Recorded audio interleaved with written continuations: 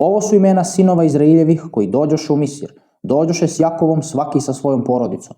Ruvim, Simeon, Levije i Juda. Isahar, Zavulon i Benjamin, Dan i Neftalim, Gad i Asir. A svega bijaše ih od bedara Jakovljevih 70 duša s Josifom koji bijaše u Misiru.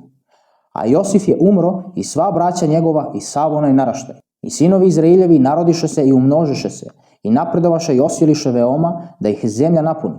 Tada nasta nov car u Misiru koji nije znao za Josifa. I reče narodu svojemu: gle, narod sinova Izraeljevih veći je i silniji od nas, nego hajde mudro da postupamo s njima, da se ne množe i kad nastane rat, da ne pristanu s neprijateljima našim i ne udare na nas i ne otidu iz zemlje. I postaviše nad njima nastojnike da ih muče teškim poslovima i građaše narod Izraeljev faraonu gradove Pitom i Ramesu.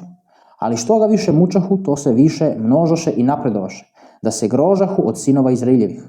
I žestoko nagonjahu Misirci sinove Izraeljeve na poslove i zagorčavahu im život teškim poslovima, blatom i opekama i svakim radom u polju i svakim drugim poslom na koji ih žestoko nagonjahu.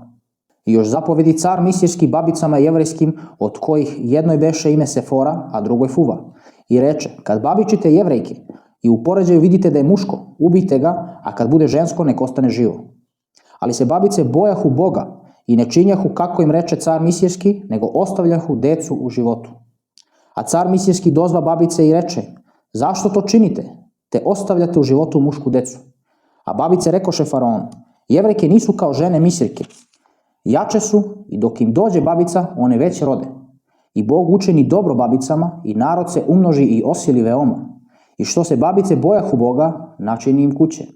Tada zapovedi faraon svemu narodu svojemu govoreći: svakoga sina koji se rodi bacite u vodu, a kćeri sve ostavljajte u životu.